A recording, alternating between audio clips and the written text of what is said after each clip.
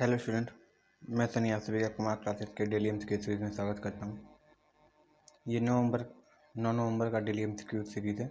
ठीक है, इसमें सारे इंपॉर्टेंट क्वेश्चन हैं। आज थोड़ा न्यूमेरिकल ज़्यादा मिलेगा बाबू, ठीक है, क्योंकि अब ट्रेंडिंग में न्यूमेरिकल ज़्यादा है तो न्यूमेरिकल ज़्यादा लिया गया है क्वेश्चन। ठीक है, तो आज के सेशन स्टार्ट करते हैं। देखो पहला क्वेश्चन क्या पूछा है कि power factor of a magnetizing component of a transformer, यानी मैग्नेटाइजिंग कंपोनेंट का जो पावर फैक्टर होता है वो क्या होता है ट्रांसफार्मर का। तो देखो मैग्नेटाइजिंग कंपोनेंट की बात किया है, तुम जानते हैं कि पावर फैक्टर क्या होता है हमेशा V और I के बीच का जो फेज, V और I के बीच में जितना कालांतर है, जितना फेज एंगल होता है, फेज डिफरेंस होता है फाई, वही हमारा होता है। और उसका जब कॉस्ट ले लेते हैं तो हमारा क्या हो जाता है, पावर फैक्टर हो जाता है। ठीक है, तो जैसे हम नो लोड पे जानते हैं बाबू, नो लोड। ठीक है, मैग्नेटाइजिंग कंपोनेंट कब आता है देखते हैं, जब हम नो लोड पे बात करेंगे बाबू। ठीक है ना, याद रखना नो लोड पे हम बात करेंगे। मैग्नेटाइजिंग करंट और वाटफुल कंपोनेंट दो चीज़ में बढ़ जाता है ना। तो देखो मैग्नेटाइजिंग करंट कहाँ होता है हमारा, यहाँ पे हमेशा मैग्नेटाइजिंग करंट होता है। वाटफुल कंपोनेंट कहाँ होता है, यहाँ पे होता है। अप्लाई वोल्टेज कहाँ होता है हमारा, यहाँ पर होता है। ठीक है, और यहाँ पे क्या है, आउटपुट वोल्टेज V2 यहाँ पे रहता है।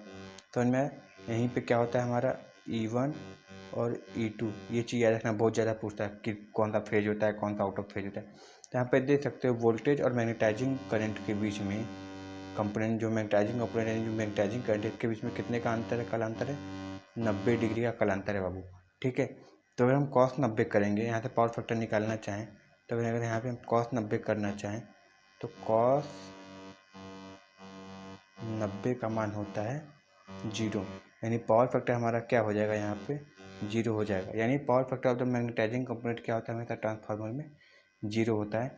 ये चीज़ याद रखना है। ठीक है, चलो लीडिंग तो कभी नहीं हो सकता। ठीक है, लीडिंग कभी नहीं हो सकता ट्रांसफार्मर। चलो नेक्स्ट देखते हैं। ये क्वेश्चन है कि कोई DC shunt generator 220 volt terminal voltage पर भार को 15 एम्पीयर प्रदान करता है। ठीक है, कितना प्रदान करता है, 15 एम्पीयर प्रदान करता है। सही है, तो शंट फील्ड प्रतिरोध 220 ओम है, तो आर्मेचर धारा का मान निकालना है। किसका मान निकालना है, धारा का मान निकालना है। देखो पहले हमको ये पता है कि आर्मेचर धारा का मान निकालना है, तो हमको पता है कि जो IL होता है, ठीक है, सॉरी यहाँ पे करते हैं, जनरेटर की बात है तो क्या होता है, जो IA होता है वो कितना ISH में कितना गया, यानी शंट वाले ब्रांच में कितना करंट गया और लोड पे कितना करंट गया, इन दोनों का सम कर देते तो हमारा आर्मेचर करंट के बराबर आ जाता है। देखो IL तो हमको मिल चुका है, IL हमको मिल चुका है, कितना है लोड करंट 15 है ना, 15 एम्पियर मिल चुका है। ठीक है, हमको ISH का केवल मान चाहिए। तो देखो ISH का मान कैसे निकलेगा, हमको पता है एक यहाँ होता है, यहाँ पे आर्मेचर लगा होता है ऐसे, और यहाँ पे लोड होता है। तो यहाँ से आने वाली धारा कितनी है, 15 एम्पियर दे चुका है। ठीक है, यहाँ पे वोल्ट कितने लगाए, 220 वोल्ट लगाए, और शंट का प्रतिरोध कितना दिया है, 220 ओम दिया है। तो देखो ध्यान देने वाली बात है कि जो 220 वोल्ट ये है, वही 220 वोल्ट तुमको इस आर्मेचर के अक्रॉस भी मिलेगा और ये शंट वाले के भी अक्रॉस मिलेगा, क्योंकि सभी क्या है पैरेलल में जुड़े हुए हैं। तो हमको बस यहाँ पे इसका मान कैसे निकल जाएगा, आई का मान, तो हमको पता है आई बराबर इस प्रतिरोध में, शंट प्रतिरोध में कितना वोल्टेज जाएगा, 220 ही जाएगा क्योंकि पैरेलल है। तो 220 बटे इसका मान, करंट का मान हमारा कितना हो जाएगा, ये ओम, ये तो वोल्ट निकल गया, वोल्ट हो गया, और रजिस्टेंस कितना है हमारा, रजिस्टेंस भी हमारा 220 ही ओम है। तो इसको काटेंगे कितना आ जाएगा, 1 एम्पियर निकल कर चला आएगा। यानी हमारा IA का मान देखें तो क्या हो जाएगा, ISH कितना निकालिए हम, 1 एम्पियर प्लस लोड करंट कितना है 15 एम्पियर, तो 16 कितना हो जाएगा, 16 एम्पियर हमारा आंसर निकल कर आएगा। यानी ऑप्शन डी क्या हो जाएगा, आंसर सही हो जाएगा। ठीक है, क्वेश्चन है याद रखना है, फॉर्मूला याद रहेगा तो सारे हो जाएंगे सवाल। किसी डीसी जनरेटर की बाहरी विशेषताएं के बीच संबंध बनाता है। ठीक है, यानी देखो क्या होता है, एक इंटरनल कैरेक्टरिस्टिक होता है, डीसी जनरेटर में बनता है, ग्राफ पूछता है तो एक इंटरनल कैरेक्टरिस्टिक यानी आंतरिक, ठीक है, विशेषताएं होती है, कैरेक्टरिस्टिक का ग्राफ बनता है, एक एक्सटर्नल कैरेक्टरिस्टिक का ग्राफ बनता है, यानी बाह्य, ठीक है, विशेषता का ग्राफ बनता है। तो इसमें किसका पूछा है, बाहरी का पूछा है, यानी एक्सटर्नल वाले का पूछा है। तो देखो एक्सटर्नल का जो ग्राफ प्लॉट होता है वो हमेशा टर्मिनल वोल्टेज यानी VL और किसके बीच में, VL वर्सेस IL के बीच ड्रॉ होता है। किसके, लोड वोल्टेज यानी टर्मिनल वोल्टेज जो है अपॉन लोड करंट के बीच में हमेशा ड्रॉ होता है। तो क्या होता है, एक्सटर्नल यानी बाहरी विशेषता वाला ग्राफ प्लॉट होता है। और इंटरनल के बीच में होगा तो क्या होता है, EG और वर्सेस IA। ठीक है, आर्मेचर में क्या क्या जनरेट होता है, तो EG होता है, IA होता है, इसके बीच में ड्रॉ होता है। ठीक है, ये चीज़ याद रखना है। किसके होता है, कब होता है, जब ये इंटरनल का पूछेगा तब के लिए, एक्सटर्नल के लिए ये वाला होता है। तो एक्सटर्नल क्या हो जाएगा हमारा, टर्मिनल वोल्टेज तथा लोड करंट के बीच में एक्सटर्नल ग्राफ प्लॉट होता है। और ये दो ग्राफ बहुत ही ज़्यादा इंपॉर्टेंट है और पूछा जाता है अक्सर। ठीक है, चलो नेक्स्ट क्वेश्चन देखते हैं। देखो इसमें पूछा है number of control lines required for 16 to 1 multiplexer. ठीक है, 16 से एक मल्टीप्लेक्सर में आवश्यकता नियंत्रक की लाइनों की संख्या क्या होती है। देखो मल्टीप्लेक्सर में क्या होता है, पूछता है इनपुट कितना होता है, आउटपुट कितना होता है। ठीक है, तो इनपुट देखो तुम्हारा कितना हो गया, इनपुट तुम्हारा n होता है। n मतलब कई सारे इनपुट हो सकते हैं मगर आउटपुट तुम्हारा एक होगा। जैसे ये है, ये तुम्हारा क्या है, 4 इनपुट है, एक आउटपुट है। ठीक है, देखो जब 4 इनपुट होता है ना तो ये सीरियल लाइन होती है। ठीक है, सेलेक्टिव लाइन होती है। S1 S2 तुम्हारा क्या होता है, सेलेक्टिव लाइन। इसको ये जो दो है इसे तुम सेलेक्ट करके यहाँ पे तुम इनपुट अपने हिसाब से क्या करोगे, सेलेक्ट करोगे तो ये आउटपुट तुमको बाहर मिलेगा। जैसे ये क्या है, देखो ध्यान से देखना, जैसे ये 0 1 2 4 ये मिल गया, 0 1 2 4। अगर यहाँ पे 1 1 का मान रहेगा तो कितनी वैल्यू आएगी हमारी, 2 आ जाएगी। ठीक है, 2 1 3, तो इस हिसाब से क्या होगा, तीसरा लाइन सेलेक्ट हो जाएगा, 0 1 3 0 1 2 3 होगा ना, सॉरी क्या होगा ये 0 1 2 3, क्योंकि 4 ही होगा ना तो 1 2 3 4 होगा, 0 1 2 3 4 लाइन है तो 3 बनेगा, 0 1 2 ठीक है 3। तो अगर यहाँ पे 1 1 करोगे तो मैक्सिमम कितना हो जाएगा, 3 हो जाएगा। 0 1 करोगे तो 1 हो जाएगा। ठीक है, 1 0 करोगे तो 2 हो जाएगा, 0 करोगे तो 0 0 हो जाएगा। तो मैं जैसे तुम इस वाले टर्मिनल से तुम सेलेक्शन करके इनपुट को तुम सेलेक्ट करोगे उसी से तुमको आउटपुट मिलता है। तो ये देखो कितना होता है, ये 16 है। क्या होता है, 2 की पावर n सेलेक्टिव लाइन होती है, उसी हिसाब से तुमको आउटपुट मिलता है। समझ में आया। तो जब ये 16 होगा बाबू ना, जब ये 16 होगा तो कंट्रोल लाइन यानी सिलेक्टिव लाइन कितनी होनी चाहिए, 4 होनी चाहिए। ठीक है, अगर इस तरीके से ये 16 दिया हुआ है ना तो यहाँ पे तुम्हारी 4 सेलेक्टिव लाइन होनी चाहिए। कितनी होनी चाहिए सेलेक्टिव लाइन, 4 सेलेक्टिव लाइन होगा, जिससे तुम क्या होगा, तुम इसके इनपुट को कंट्रोल करोगे तो तुमको आउटपुट बाहर मिलेगा। ये चीज़ याद रखना। ये दो ये सही है, कैसे निकलता है, 2 की पावर n। समझ में आया? कितनी कंट्रोल लाइन है वो डिपेंड करेगा तुम्हारे पे कि इनपुट कितनी है तुम्हारी। समझ में आया? चलो, क्योंकि उसी को कंट्रोल करना है। तो मल्टीप्लेक्सर का जाने गए क्या होता है, कई सारे इनपुट एक आउटपुट। ठीक है, ये चीज़ ध्यान देना। नेक्स्ट देखो,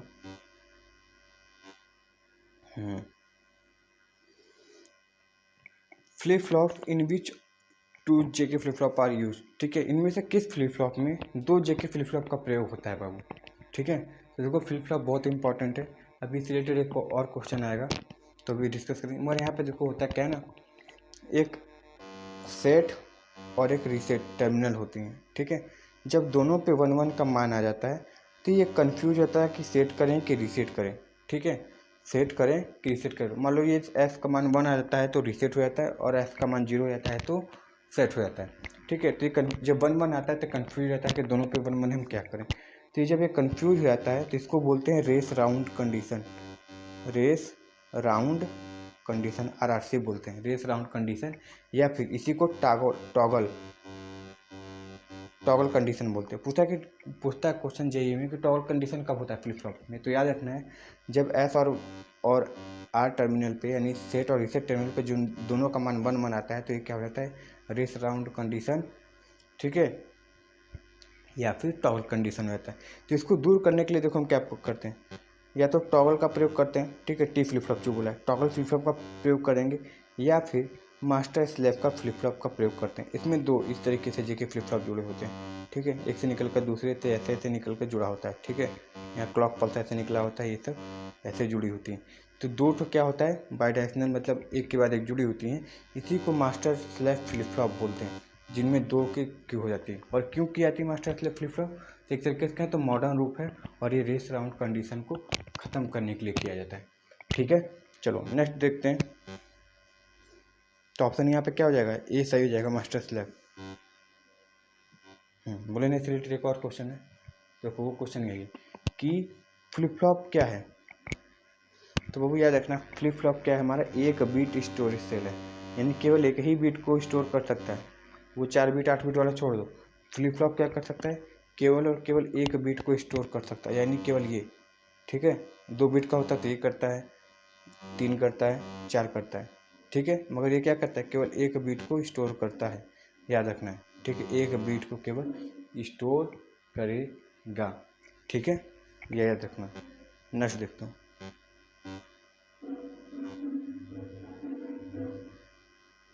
निम्नलिखित में से कौन सा अधिक तीव्र या फास्टर स्विचिंग डिवाइस है। ठीक है, पूछा क्या है, निम्न में से कौन सा एक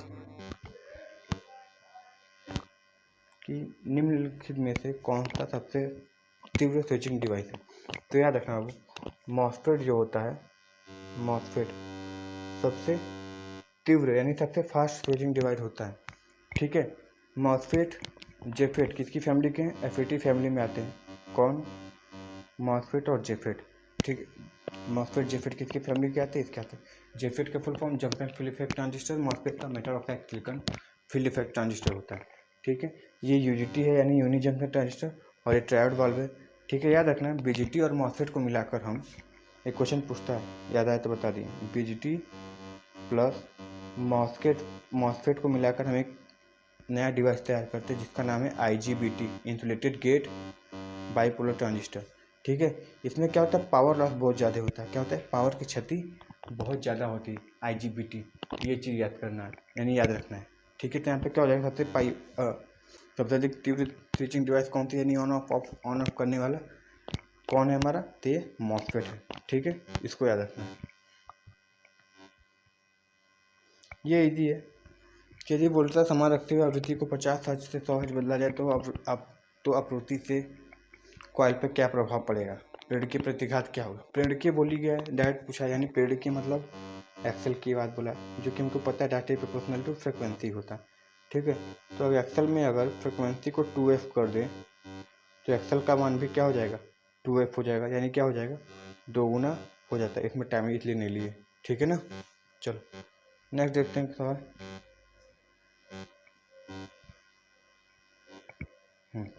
एक ऐसी परिपथ में विद्युत धारा समीकरण द्वारा दर्शाया गया है, ये है। तो ये बताना है कि इसका RMS मान का क्या होगा और फेज कोण क्या होगा। ठीक है, RMS मान बताना है, तुमको RMS मान पता है कि ये देखो स्टैंडर्ड है, I बराबर क्या होता है, IM साइन ओमेगा टी, यही होता है। यानी इससे कंपेयर करोगे तो ये जो इतना मान निकल कर आया है, किसका मान है, IM का मान है, और ये जो मान है साइन ओमेगा टी, इससे रिलेटेड होगा। ठीक है ना, सही है। चलो अब यहाँ पर देखते हैं, तो IM बराबर क्या, IM तो पता चल गया हमको, हमसे पूछा क्या है, RMS मान पूछा है। तो IRMS बराबर क्या होता है, VM/√2। तो VM कितना है, 14.4√2, यही है। इसको लिखना चाहे तो कैसे लिख सकते हैं,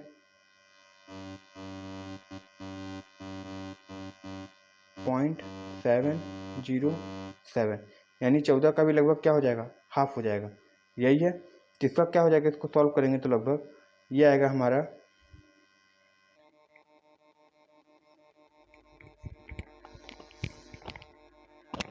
इसको सॉल्व करने पे कितना आएगा देख लेना, हमको लगता है कि 10 आएगा अप्रोक्स। ठीक है, कर लेना, हमको लगता है 10 आएगा यहाँ पे, सही है ना। तो क्या हो जाएगा यहाँ पे 10 एम्पियर ये हो जाएगा। और अगर एंगल की बात करें तो एंगल कितना है हमारा ये, क्योंकि ओमेगा टी से ओमेगा टी कट जाएगा, π/6 बचेगा, तो π/6 यानी 180/6 करेंगे तो ये निकल कर आएगा हमारा 30 डिग्री निकल कर आएगा, तो 30 डिग्री यहाँ पे सही हो जाएगा। ठीक है ना, याद रखना। अब ये देखो करंट क्या होगा, लीडिंग होगा कि लैगिंग होगा, ये चक्कर फंस रहा है। देखो क्या है, इंडक्टिव, सॉरी ये क्या है, इसमें π/6 दिखा रहा है करंट का मान, यानी क्या है, वोल्टेज से π/6 क्या होगा हमेशा, ये वो आगे चल रहा है तो लीडिंग होगा ना, तो लीडिंग होगा तो एंगल क्या दिखाएंगे, इसमें माइनस रहता है तो लीडिंग के लिए दिखाते हैं ना, तो यहाँ पे क्या हो जाएगा हमारा 30 डिग्री हो जाएगा। ये चीज़ देख लेना, सही ना, ये कैलकुलेशन देख लेना, शायद 10 आएगा। ठीक है ना, जैसा होगा कमेंट कर देना, उसको सुधार कर लिया जाएगा। सही है, चलो नेक्स्ट देखते हैं।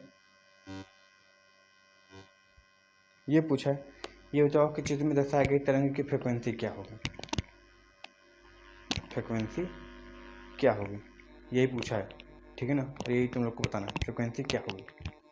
देखो हमको फ्रिक्वेंसी पता है, फ्रिक्वेंसी बराबर क्या होता है, 1/टाइम। ये टाइम क्या होता है हमारा, एक साइकिल को कंप्लीट होने में लिया गया समय ही हमारा टाइम पीरियड कहलाता है। तो देखो यहाँ पे टाइम पीरियड तो दे चुका है, मगर ये अपने हिसाब से दिया है, क्या दिया है कि ये 0.01 दिया है। और ये जो 0.01 दिया है बाबू ना, ये पूरे साइकिल के लिए नहीं दिया है, ये किसके लिए दिया है, ये हाफ साइकिल के लिए दिया है। तो पूरे साइकिल के लिए करेंगे तो जस्ट दूना करना पड़ेगा, यानी 0.2 सेकेंड हो जाएगा। क्या हो जाएगा, 0.2 सेकेंड हो जाएगा, क्योंकि ये हाफ है तो पूरे साइकिल के लिए कितना हो जाएगा, 0.2 सेकेंड हो जाएगा। सही है। तो जब 0.2 सेकेंड के लिए पूरा हो जाएगा तो इसको कैसे लिख सकते हैं, हाफ इक्वल टू 1/0.2। और इसको और कैसे लिख सकते हैं, तो 10/2 ऐसे लिख सकते हैं, 0.2 है तो इसको काटेंगे तो कितना आ जाएगा, 5 हर्ज आ जाएगा, यानी इसका 5 हर्ज आंसर क्या हो जाएगा, सही हो जाएगा, 5 हर्ज आंसर सही है।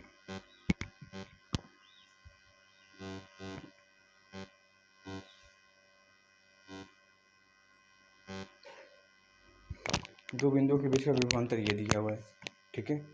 क्यू आवेश को प्रथम बिंदु से दूसरे बिंदु पर ले जाने के लिए किया गया कार्य, तो लेक्चर में ही बताएं, ठीक है, जो बेसिक चल रहा है उसमें है, चाहकर देख लेना तो पढ़ा गया। तो उसमें यही बताया गया कि एक बिंदु से, आइडिया दिए कोलकाता से फलाना ढमकाना उठाने के लिए, तो एक बिंदु से दूसरे बिंदु तक ले जाने के लिए किया गया कार्य ही आवेश पर एक बिंदु से दूसरी जगह पे, एक बिंदु से दूसरे बिंदु पर ले जाने के लिए आवेश पर किया गया कार्य ही क्या कहलाता है, हमारा वर्क डन कहलाता है। बताते हैं तो किया गया कार्य ही हमारा वोल्टेज कहलाता है या विभवांतर कहलाता है, ठीक है।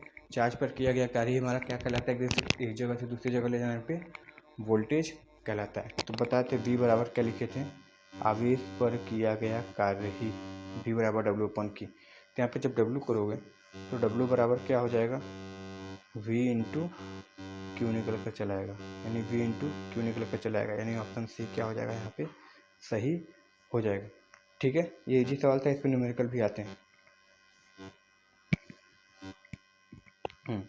अब आते हैं किस पे, जीके जीएस हिंदी पे, रीजनिंग पे, ठीक है ना। देखो इसमें पूछा है निम्नलिखित में से कौन सा शब्द चांदनी के लिए प्रयुक्त नहीं होती है, यानी एक तरीके से कैसे निम्नलिखित में से कौन सा शब्द चांदनी का पर्यायवाची नहीं है, ठीक है। तो देखो चंद्रिका तो नाम से लग रहा है, ठीक है, चंद्रिका है। कॉमेडी भी चंद्रमा का ही चांदनी का पर्यायवाची, यानी चंद्रमा है बोले या चंद्रिका बोले, ठीक है, उसका है। राकेश बोले, ठीक है, शशि बोले, तभी क्या है एक दूसरे के पर्यायवाची है।